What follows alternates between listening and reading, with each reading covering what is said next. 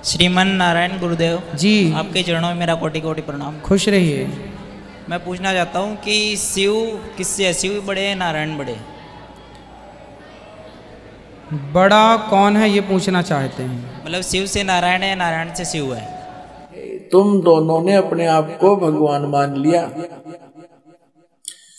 तुमने जो अज्ञान से, मूर्खता से अपने आप को भगवान मान लिया, ब्रह्मा और विष्णु को कह रहा है ये काल भगवान, ये शिव पुराण में लिखा है।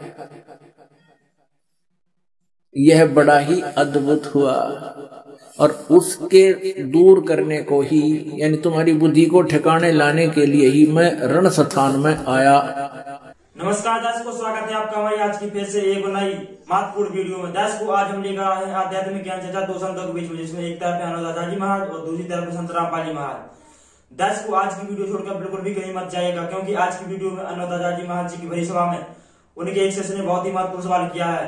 उन्होंने यह सवाल किया है कि महाराज जी कहते हैं कि ब्रह्मा जी से विष्णु जी की उत्पत्ति हुई और विष्णु जी से ब्रह्मा जी की उत्पत्ति हुई और विष्णु जी से शंकर जी की उत्पत्ति हुई, तो शंकर जी और विष्णु भगवान में से बड़ा कौन है? दर्शकों, इस टॉपिक को लेकर हम दो संतों के विचार जानेंगे। पहले जानेंगे अनुदादा जी महाराज जी के विचार और फिर जानेंगे संत रामपाल जी महाराज जी के विचार। दर्शकों, पहले जानते हैं अनुदादा जी महाराज जी के विचार। श्रीमन नारायण गुरुदेव जी, आपके चरणों में मेरा कोटि कोटि प्रणाम। खुश रहिए। मैं पूछना चाहता हूँ कि शिव किससे है, शिव बड़े हैं नारायण बड़े? बड़ा कौन है ये पूछना चाहते हैं? मतलब शिव से नारायण है, नारायण से शिव है। तो आपको ये जानना है कि बड़ा कौन है। हाँ। अच्छा, ये जान जाओगे कि बड़ा कौन है, फिर क्या करोगे? नहीं, कुछ बोलते हैं कि जो कमल है वो ये नारायण की नाभि से निकलने के। हरि हर योर न भेदहा, क्या लिखा है? हरि और हर। हरि मतलब नारायण, हर मतलब शंकर जी। हरि हर योर न भेदहा, शंकर जी में और नारायण में कोई भेद नहीं है, अभेद है ये, कोई भेद नहीं। अब कोई भेद करे तो खोपड़ी है तो उसका कहीं भी दौड़ाओ। सही है। अब सही जगह दौड़ाओ तो मन भगवान में लगाओ। मन शंकर जी में लग जाए या मन भगवान नारायण में लग जाए तो कल्याण होना है। कौन बड़ा है को बड़ छोट कहत अपराधु, बड़े छोटे के चक्कर में पड़ना ही क्यों। भगवान नारायण से ब्रह्मा जी प्रकट हुए, ब्रह्मा जी से शिव जी प्रकट हुए। ब्रह्मा जी से शिव जी। दूसरा प्रश्न मेरा है कि बोलते हैं घर के मंदिर में ज्यादा भगवान की तस्वीरें नहीं रखनी चाहिए। हाँ? तो ये कहाँ तक सही है? क्या? कुछ लोग बोलते हैं कि भगवान घर के मंदिर में भगवान की ज्यादा तस्वीरें नहीं रखनी चाहिए। उतनी ही रखो जितनी जगह है वहाँ। ज़्यादा रखेंगे तो एक के ऊपर एक गिरेंगी, कांच टूटेगा। उतनी ही रखो जितनी वहाँ जगह है। और गोपाल जी सालिग्राम जी रख लिए तो सब रख लिए, ठीक है। और जो आप रखना चाहें तो सुसज्जित संभाल के रखें कि खंडित ना हो, टूटे फूटे ना, एक के ऊपर एक गिरे ना, ऐसा। कुछ लोग घर के अंदर लड्डू गोपाल रखते हैं 3 4 5 5 6 6, तो उसका वो ये कहाँ तक सही है? एक ही रखें, एक साधे सब सधे, एक की पूजा करिए। दो हैं तो इस भाव से रखिए कि एक कृष्ण है एक बलराम है, यहाँ तक तो सही है, कृष्ण बलराम के भाव से। ज़्यादा हैं तो किसी को गिफ्ट कर दीजिए, जिनके पास नहीं है उनको दीजिए। ठीक है। जय श्रीमन नारायण। जय श्रीमन नारायण। दर्शकों, अब जानते हैं संत रामपाल जी महाराज जी के विचार। अब क्या होता है कि इनके बीच में इनके पिता ब्रह्म ने, जो काल रूपी ब्रह्म कहलाता है, जिसको सदाशिव भी कहते हैं, वो कभी अपने वास्तविक रूप में किसी के सामने प्रत्यक्ष नहीं होता। वो अन्य रूप बना लेता है, कभी विष्णु का रूप बना कर आ जाता है, कभी शिव का रूप अपने पुत्र का, और कभी ब्रह्मा का रूप बना करके किसी किसी को दिखाई देता है। तो ऐसे इसने सबसे पहले भ्रम पैदा करने के लिए इन दोनों के बीच में एक स्तंभ खड़ा कर दिया, लिंग, बहुत लंबा पिलर तेजों में। तो ये दोनों लड़ाई बंद करके उस पिलर के ऊपर और नीचे के एंड को देखने के लिए चले गए। ब्रह्मा ने झूठ बोल दिया कि मैंने एंड देख लिया, इसका अंतिम सिरा देख लिया, और विष्णु जी ने सच्ची बता दी। तो उस समय ये काल प्रकट हो गया शिव रूप धारण करके। शिव रूप धारण करके, जैसे सिर पर जटा, गले में दोहरा रुद्राक्ष की माला और ये सर पर लेकर त्रिशूल वहां प्रकट हो गया। अपने पुत्र शिव के रूप में। तब इसने दोनों से कहा कि तुमने अपने आप को भगवान मान लिया, ये अच्छी बात नहीं, तुम भगवान नहीं हो, तुम ईश नहीं हो। देखिएगा अब ये समझाते हैं आपको। अब ये प्रश्न नंबर 17 आपको दिखाते हैं, विद्वेश्वर संहिता का शिव पुराण पृष्ठ 17 और विद्वेश्वर संहिता अध्याय 9। अब यहां नंदिकेश्वर बोले कि इस प्रकार भगवान ने उन नम्र हुए ब्रह्मा और विष्णु पर अनुग्रह करके उनके युद्ध में जो परस्पर उनकी सेना मारी गई थी उस सब को अपनी शक्ति से जीवित कर उठाया। उन दोनों की अज्ञानता और वैर को दूर करने के अर्थ, उन दोनों की अज्ञानता, विष्णु और ब्रह्मा की अज्ञानता और वैर को दूर करने के अर्थ दोनों से कहा। ये सुनिए, ये सुनने की बात है 17वें पृष्ठ पे। अब ये काल इनका पिता कहता है मेरे सकल और निष्कल भेद से दो स्वरूप हैं, परंतु और ईश्वर नहीं, और कोई ईश्वर नहीं है। ये काल कहता मैं ही सब कुछ हूं, इस कारण उनके दो रूप नहीं हो सकते। पहला सतम रूप यानी पिलर, पहला सतम रूप और पीछे मूर्तिमान रूप धारण किया। इसमें ब्रह्म रूप निष्कल है, निष्फल नहीं निष्कल है, और ईश्वर ईश रूप सगुण है। मेरे ये दोनों रूप सिद्ध हैं, दूसरे किसी के नहीं हो सकते। इस कारण तुम दोनों को अथवा दूसरों को ईश्वर तव की प्राप्ति नहीं हो सकती। तुमने जो अज्ञान से अपने को ईश माना, यह बड़ा ही अद्भुत हुआ है। तुम दोनों ने अपने आप को भगवान मान लिया। तुमने जो अज्ञान से, मूर्खता से अपने आप को भगवान मान लिया, ब्रह्मा और विष्णु को कह रहा है ये काल भगवान, ये शिव पुराण में लिखा है, यह बड़ा ही अद्भुत हुआ। और उसके दूर करने को ही, यानी तुम्हारी बुद्धि को ठिकाने लाने के लिए ही मैं रण स्थान में आया। अब तुम अपना अभिमान त्याग कर मुझ ईश्वर में अपनी बुद्धि लगाओ। मेरे प्रसाद से लोक में सब अर्थ प्रकाश करते हैं। या देखना, मैं ही परब्रह्म हूँ, ये काल मूर्ख बनाओ इनको, मैं ही परब्रह्म हूँ, मेरा ही कल अकल रूप है। ब्रह्म होने से मैं ईश्वर हूँ, ब्रह्म होने से मैं ईश्वर हूँ। अनुग्रह आदि ही मेरा कर्तव्य है। सर्वव्यापी होने से और जगत वर्धक होने से मैं ब्रह्म हूँ। हे ब्रह्म केशव, समतव और व्यापक होने से मैं आत्मा हूँ। मैं इस सब का ईश्वर हूँ, यह मेरा है, मेरे सिवाय किसी दूसरे का नहीं है। प्रथम तो ब्रह्म तव ज्ञान के निमित्त निष्कल रूप का प्रारंभ हुआ। अब आपको दिखाते हैं, ये 18वें पृष्ठ पे, 18वां पृष्ठ हो गया, ये 17वां हमने पढ़ लिया। अब इन विद्वेश्वर संहिता भाषा टीका 9वां अध्याय खत्म हो गया। अब ये 10वां यहाँ से प्रारंभ होगा। इस 10वें अध्याय में ये क्या कहता है, हे पुत्रो, ये काल कहता है, हे पुत्रो, ये कृत आपने, यानी कृत माने ये जॉब, नौकरी, सठिठी और उत्पत्ति की तप से प्राप्त किया है। यानी तुमने तप करके प्राप्त किया है, जो कि सृष्टि की उत्पत्ति और पालन कहाता है। ये कृत हैं तुम्हारे, सो मैंने प्रसन्न होकर तुम्हें दिया है। इसी प्रकार दूसरे दो कृत रुद्र और महेश को, अब ये ध्यान से देखना, यहाँ ये पुराण का ज्ञान बोल रहा है। जो यहाँ पर ये ब्रह्मा विष्णु महेश और इन रुद्रों से, जो 11 रुद्र हैं, उनसे भी भिन्न है। वो काल है और वही 21 ब्रह्मांड का स्वामी है। महेश को प्रदान किए हैं, परंतु अनुग्रहकृत कोई भी पाने को समर्थ नहीं है। अब ये जो ब्रह्मा जी, विष्णु जी और शिव जी और महेश को कह रहा है कि इनको भी मैंने ही एक एक विभाग दिया है और इन सभी ने तप करके प्राप्त किया है। वो चौथा यानी पांचवा कौन है? वो काल है। और वो यहां भी कह रहा है कि मेरा एक ओम अक्षर है, नथिंग एल्स। ये देखिएगा विद्वेश्वर संहिता अध्याय 10 ही चल रहा है, पृष्ठ 19 पे। ये पृष्ठ नंबर 19 विद्वेश्वर संहिता अध्याय 10। अब यहां से पढ़ेंगे हम। ये 19 पृष्ठ पर देखिएगा, रूप वेशकृत आसन वाहन और आयुध में हमारी क्षमता है। हे सौम्य, मेरे ज्ञान के विमुख होने पर, मेरे ज्ञान के विमुख होने से तुम्हें अज्ञानता आ गई। मेरा ज्ञान होने से ऐसा नहीं होता। ज्ञान और रूप महेश के तुल्य हो जाता है।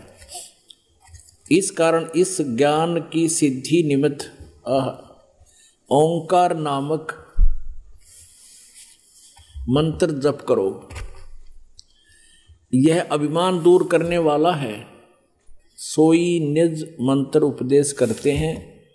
यह ओंकार मेरे मुख से उत्पन्न होने से मेरे ही रूप का बोधक है और महामंगल करने वाला है।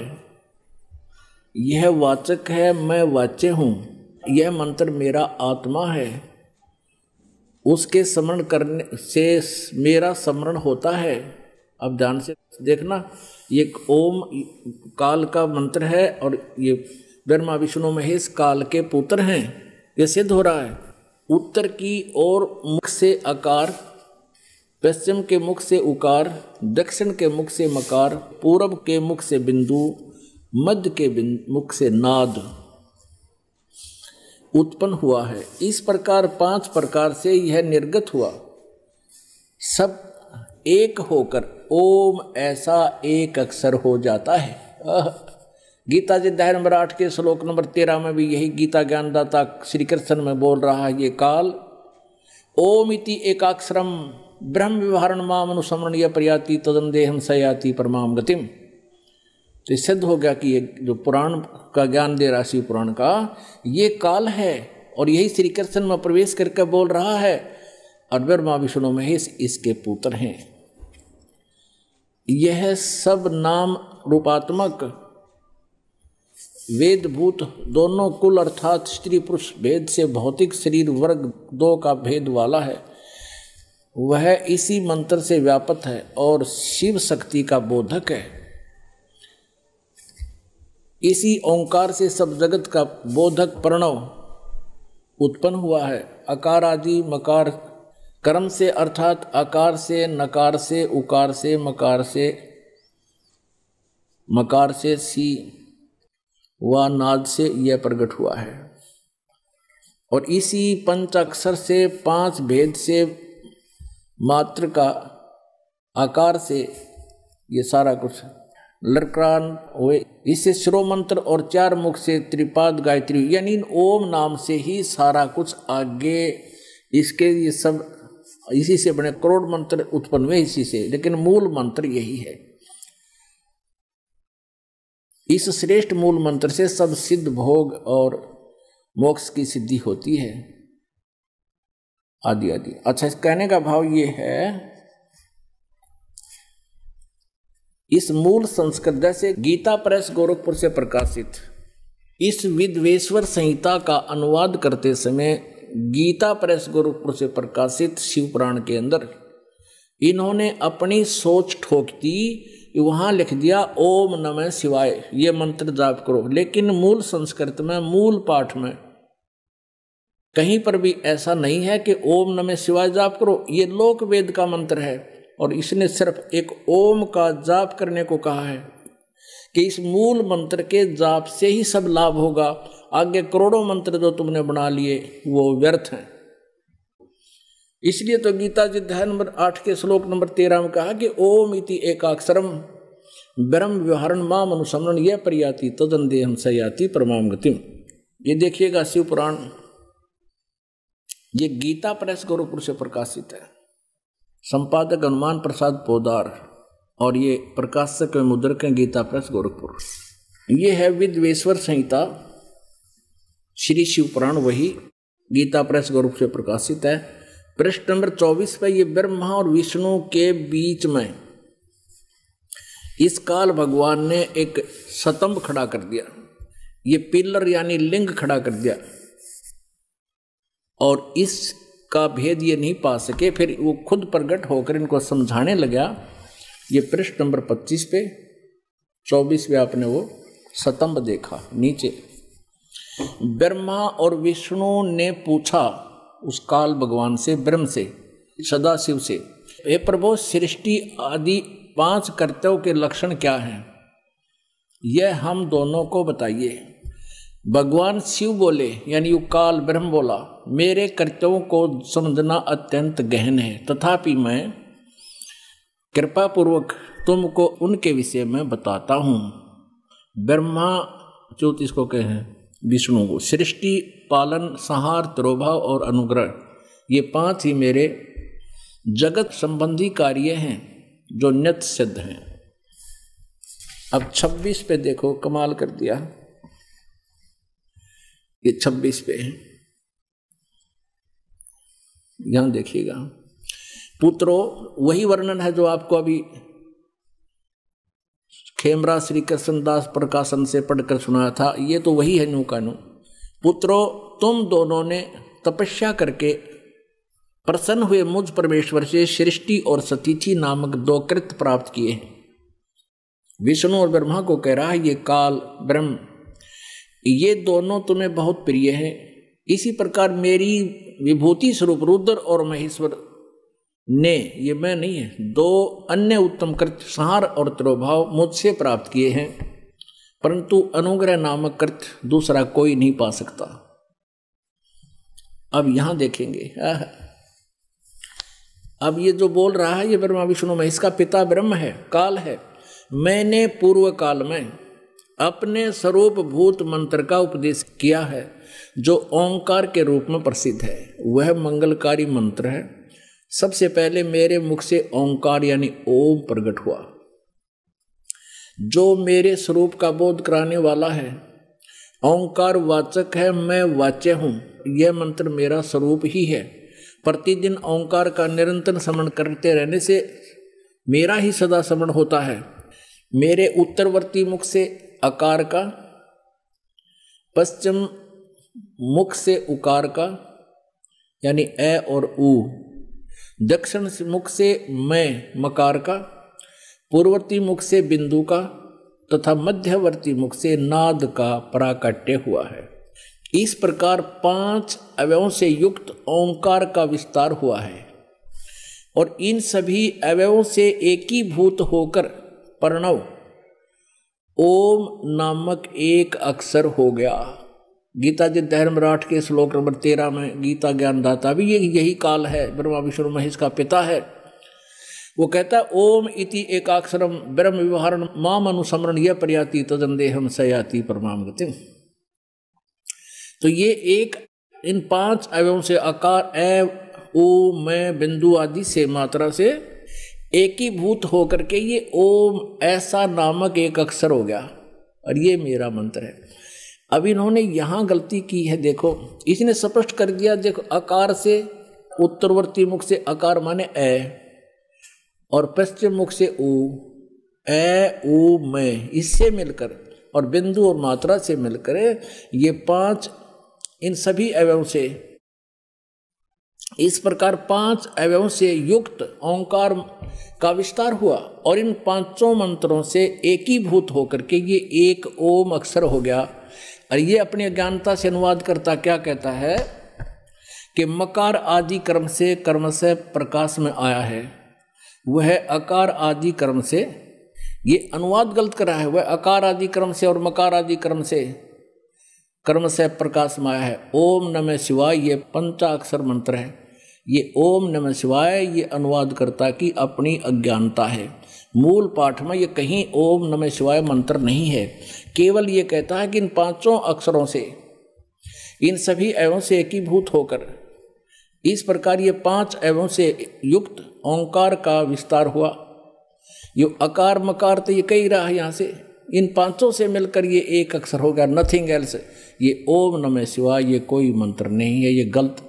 इसका जाप करके हम शास्त्र विरुद्ध साधना करके अपनी सारा जीवन व्यर्थ कर जाते हैं इन भ्रमित लोगों के द्वारा।